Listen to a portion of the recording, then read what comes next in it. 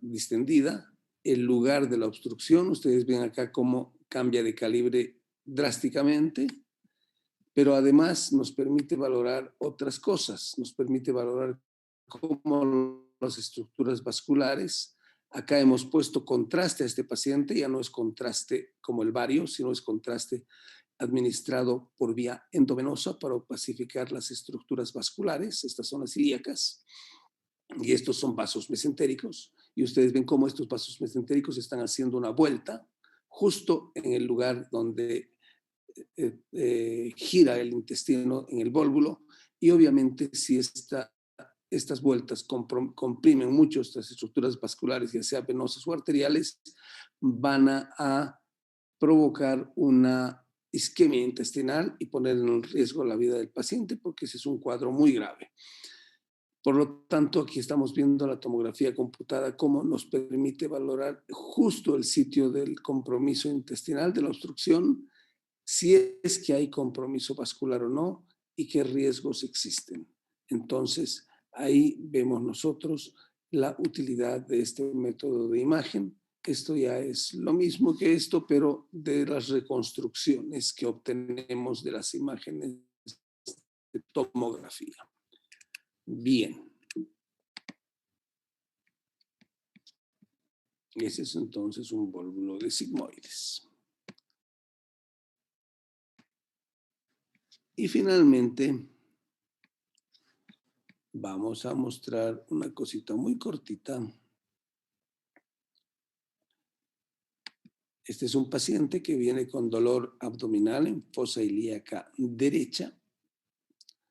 Se le hace una ecografía y se ve esta estructura tubular que corresponde al apéndice cecal y en su interior estas estructuras redondas como en diana. Obviamente hay una apendicitis aguda. La ecografía es muy útil cuando hay dudas de diagnóstico en apendicitis aguda. Este es un Doppler color viendo el proceso inflamatorio alrededor de este apéndice dilatado. Y estas estructuras que nosotros vemos acá no son cosas infrecuentes en pacientes que viven en el trópico. Es posible ver no solamente en el apéndice, sino también en vía biliar y corresponden a ascaris en el lumen del apéndice y que corresponde a una apendicitis entonces secundaria a un ascaris en el lumen intestinal. Ya antes de comenzar la clase estos casos clínicos. Es para que, según mi criterio, ustedes puedan entender mejor el desarrollo de la clase que viene a continuación. Vamos a ver en diapositivas muy rápido, porque el objetivo de esto no es que ustedes diagnostiquen a la primera una lesión esofágica, sino sepan cuál es la utilidad de este tipo de estudios, porque ustedes saben muy bien que los gastroenterólogos ven a los pacientes, ellos nos derivan junto con los cirujanos este tipo de estudios, pero ellos también hacen endoscopía. La endoscopía indudablemente es una muy extraordinaria herramienta diagnóstica, pero muchas veces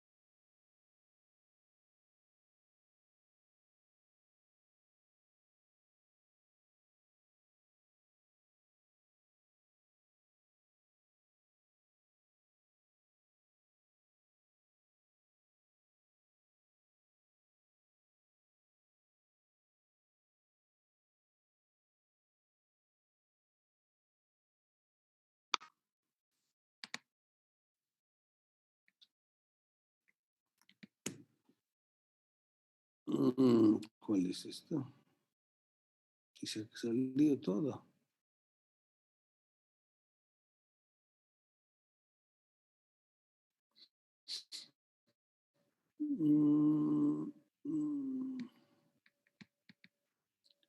¿Aló? ¿Me escuchan? Hola, hola. ¿Aló? ¿Alguien me puede responder? Sí, doctor, me Ya, escucha. ya. Una de las causas de disfagia es la acalasia. ¿Y cómo reconocemos habitualmente? Porque no es un signo, digamos, en la etapa temprana, sino ya en la etapa establecida de la acalasia. Dilatación del esófago, restos de contenido alimentario en el lumen esofágico dilatado y una estenosis filiforme, que algunos le llaman en cola de ratón, del extremo distal de la unión gastroesofágica de ese esófago, de contornos bien definidos. Aquí hay que tener mucho cuidado porque el cáncer de esófago también puede tener una imagen algo similar, pero los contornos van a ser mucho más irregulares, eso va a estar más hacia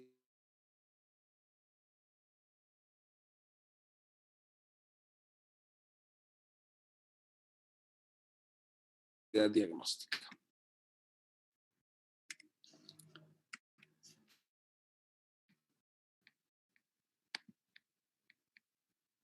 La otra condición que uno se enfrenta cuando ve una patología esofágica es la hernia hiatal.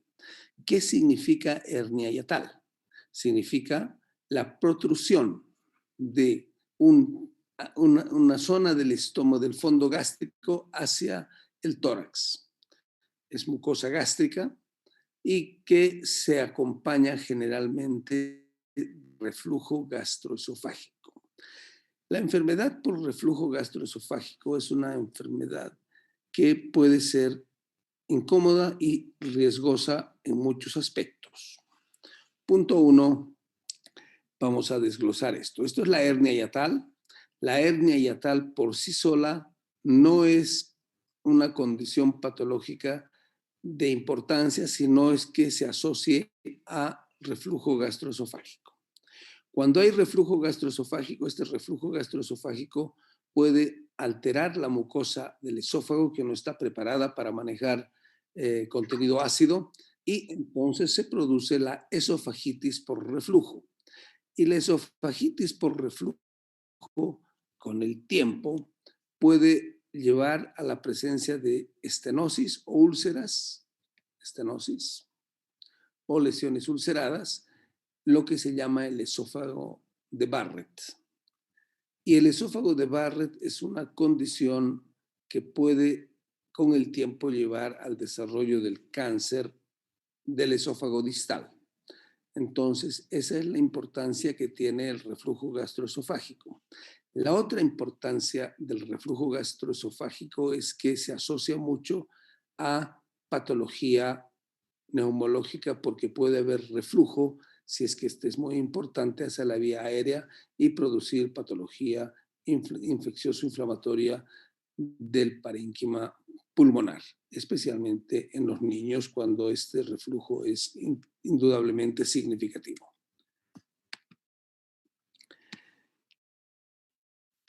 El cáncer de esófago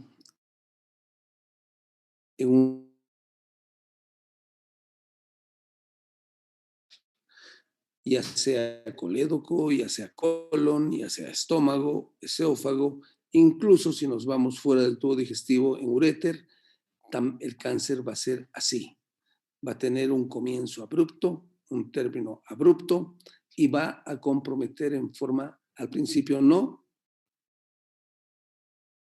pero escuchado la mordida de la manzana. O sea, es como, si ustedes ven, esta es una parte proximal y distal bastante abruptas y una estenosis o un compromiso circunferencial porque el tumor compromete de esa forma. Los contornos son irregulares, lo que les había mencionado de pasada cuando estábamos viendo lo de la acalasia, y el cáncer.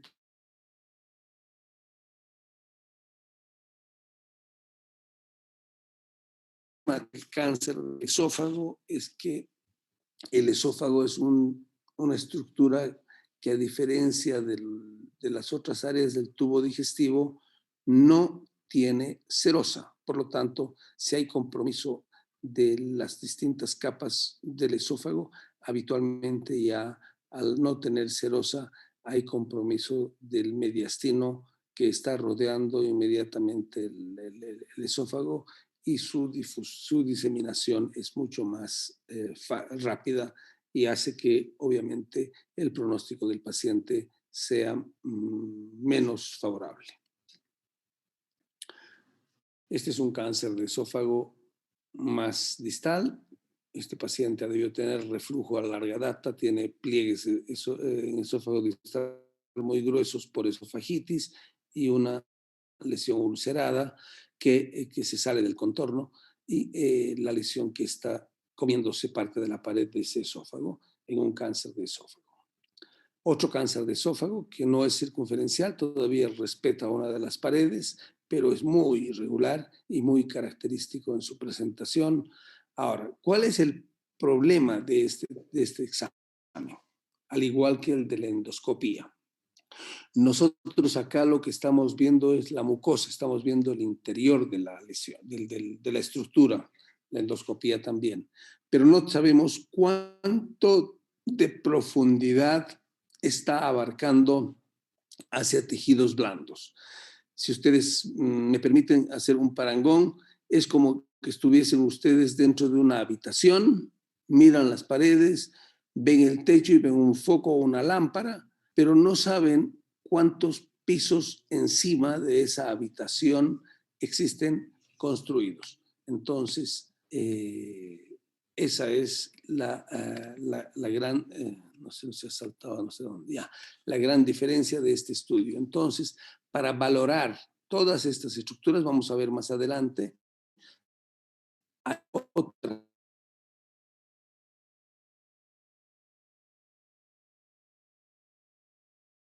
donde alcanza, pero esa es limitada porque nos va a mostrar solamente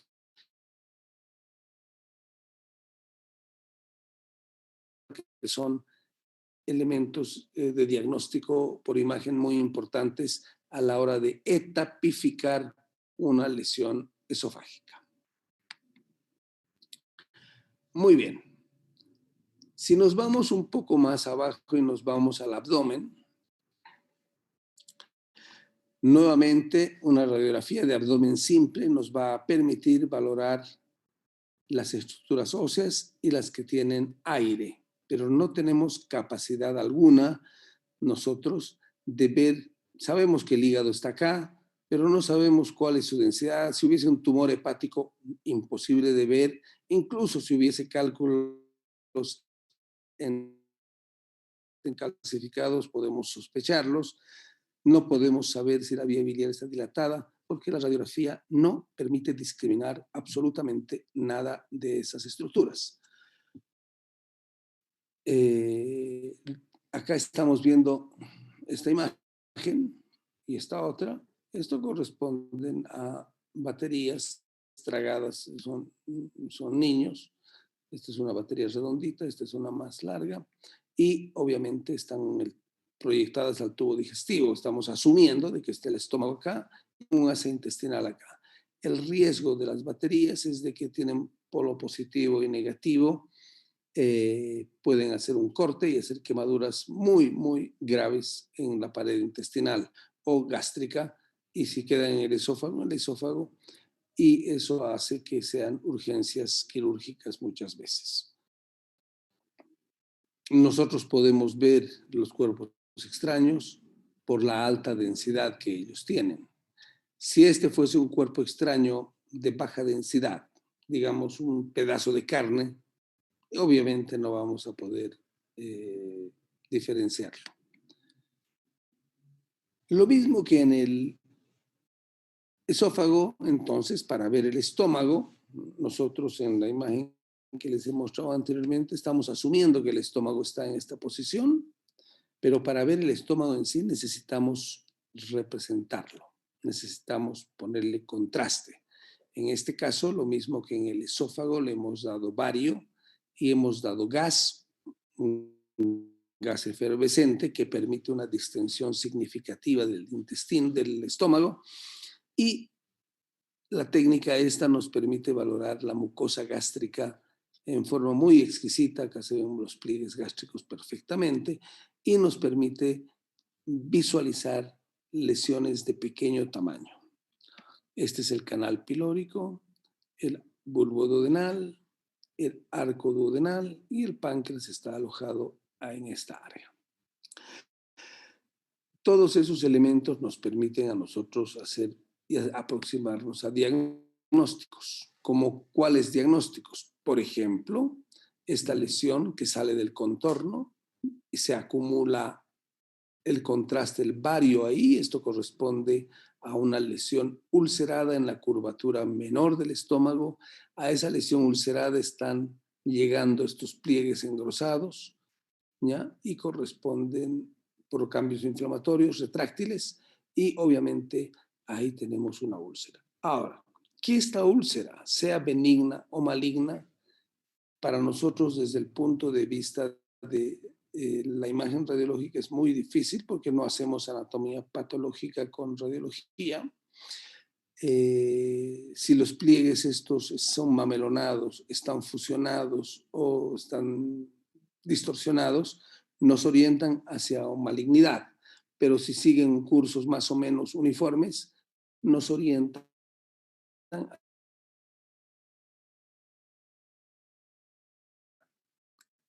categóricamente benigna o categóricamente maligna, va a requerir el estudio endoscópico para la obtención de una muestra para anatomía patológica.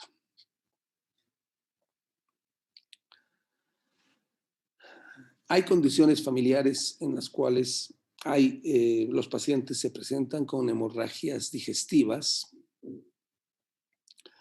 ya sea alta o baja, y que obligan a hacer estudios de extensión. En este caso se ha hecho un estudio de colon y de estómago. Obviamente estamos haciendo el estómago y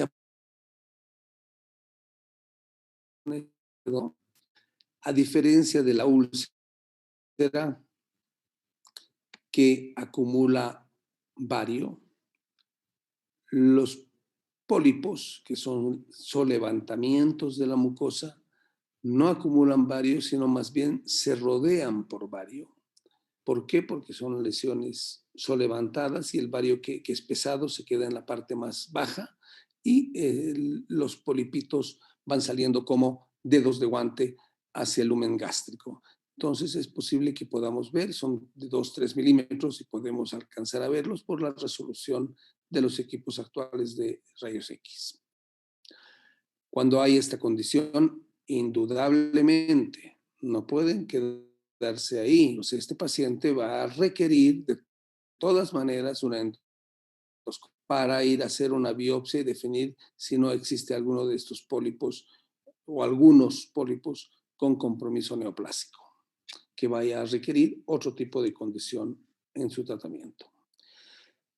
Pero la condición más significativa de estas lesiones, porque un cáncer puede aparecer en un pólipo, es el cáncer gástrico avanzado y como les he mencionado en el esófago, en las etapas ya avanzadas del cáncer, el compromiso es de carácter circunferencial. Ustedes ven acá cómo ha distendido este estómago y en este segmento de la región antropilórica distal del cuerpo gástrico, esto está absolutamente estenótico, hay irregularidades en los contornos y esto corresponde, tiene un comienzo y término abruptos y esto corresponde a un cáncer gástrico. Para su confirmación, por supuesto, necesita anatomía patológica. También estudiamos más adelante el duodeno Aquí vemos en forma muy exquisita cómo se ve el canal pilórico y el arco duodenal distendido, el bulbo duodenal y el arco duodenal distendidos, y obviamente nos permite evaluar muy bien. Al distender el arco duodenal, a veces vemos improntas. Acá ustedes ven que está menos distendido, y esto se debe a que la vena porta pasa por acá y obviamente impide que se distienda en forma completa en este paciente esa parte del intestino. ¿Hay patología duodenal? Por supuesto que hay patología duodenal, hay patología inflamatoria, patología tumoral y algunos otros tipos de patologías, como en este caso un divertículo. En el esófago les había mostrado una saliente de la mucosa esofágica, y aquí está saliendo por la ampolla de Vater, próxima a la ampolla de Vater, una formación diverticular dependiente de la segunda porción del duodeno. ¿Cuál es la importancia de esto? Que puede condicionar, por acá va a pasar el colédoco y tiene que salir al duodeno, puede condicionar algún tipo de obstrucción, aspecto que puede ser la causa de la patología biliar en alguna condición patológica de estos pacientes. La mucosa duodenal tiene muchos proliferación linfoidea, y ocasionalmente vemos este aspecto en la mucosa del duodeno que no es patológica, sino simplemente una respuesta normal de un paciente por proliferación linfoide. Nuevamente, cuerpos extraños, y generalmente, o por supuesto, los cuerpos extraños se ven en edad pediátrica, una guagua, todavía no ha cerrado los cartílagos, y un cuerpo extraño de alta densidad. Nosotros tenemos en radiografía las densidades. La mayor densidad que tenemos en nuestro organismo es el hueso, y la más baja densidad es el aire. Esto es muy blanco, es muy, muy denso, por supuesto no corresponde a ninguna estructura nuestra. Si hay tornillos metálicos por alguna cirugía o clips metálicos, se van a ver también de muy alta densidad, mucho más que el hueso. El intestino delgado, que es extremadamente largo, ¿podemos estudiarlo con contraste? Por supuesto. Por supuesto que sí, pero actualmente es mejor estudiado por tomografía computada. Para este tipo de exámenes colocamos una sonda que llega hasta el ángulo de Treitz, pasando el duodeno, y ahí comenzamos a inyectar metilcelulosa con contraste y logramos una imagen en doble contraste de las asas de intestino delgado en toda su extensión. Es un examen un poco incómodo para el paciente, es moroso, y actualmente está un poco en desuso porque la tomografía computada ha ido a reemplazarlo. La tomografía computada ha reemplazado en gran parte a la radiografía, a los estudios de tubo digestivo, porque tiene una gran capacidad de diagnóstico para las distintas patologías. Cuando ustedes estén estudiando a un paciente con obstrucción intestinal, ya habíamos visto que las causas pueden ser variadas. Les he mencionado en ese caso clínico inicial un paciente con un vólvulo del sigmoides, pero no siempre la obstrucción es en colon o en intestino grueso, sino también en intestino delgado. Y una condición que no es frecuente, pero que hay que tenerla siempre presente, es la del hilio biliar. ¿Qué significa hilio biliar? Significa que la vesícula tenía, le digo, porque no la tiene, un cálculo grande en su lumen.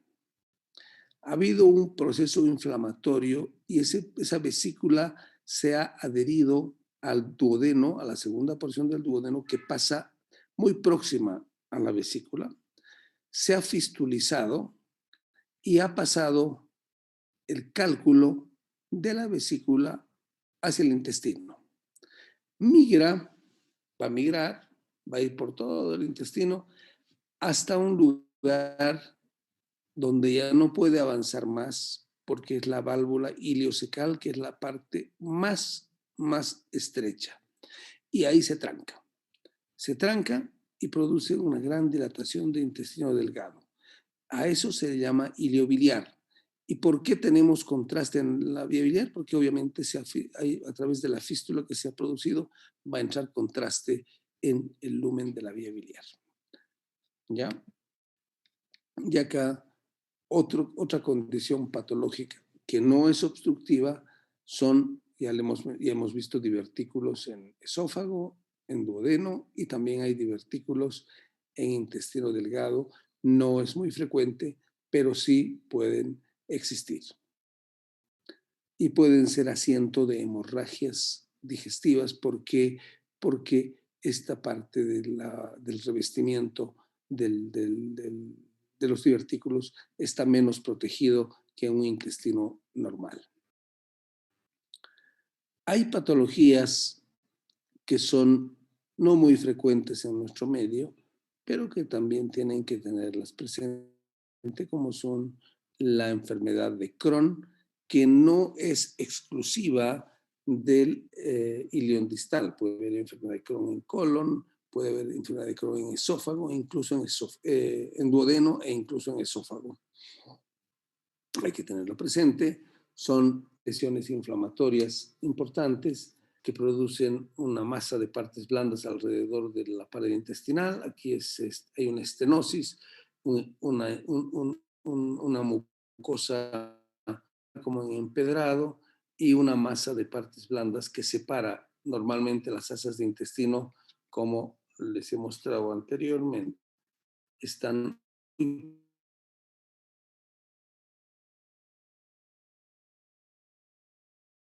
inflamatorio de gran magnitud que a veces fistuliza a vejiga o a colon e incluso a la pared abdominal. Y ese es el riesgo.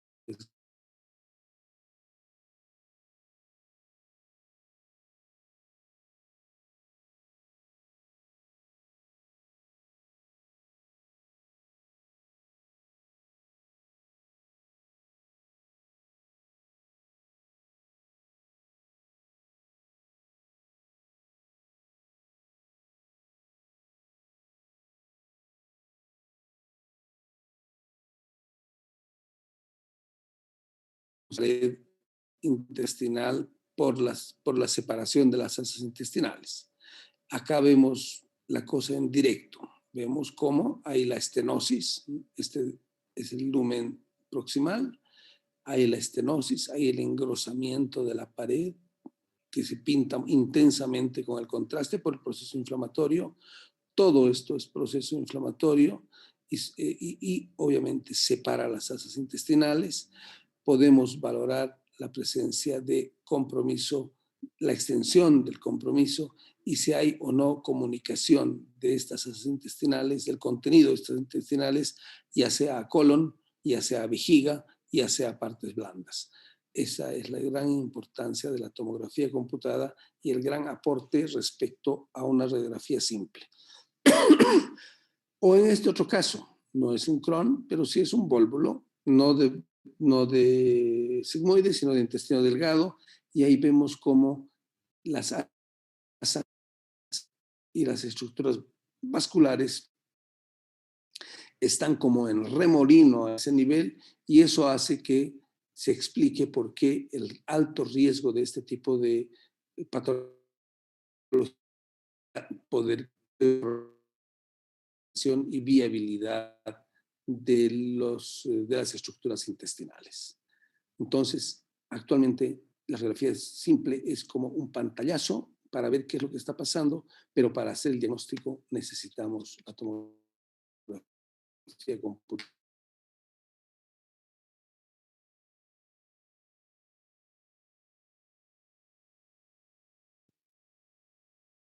porque voy a terminar.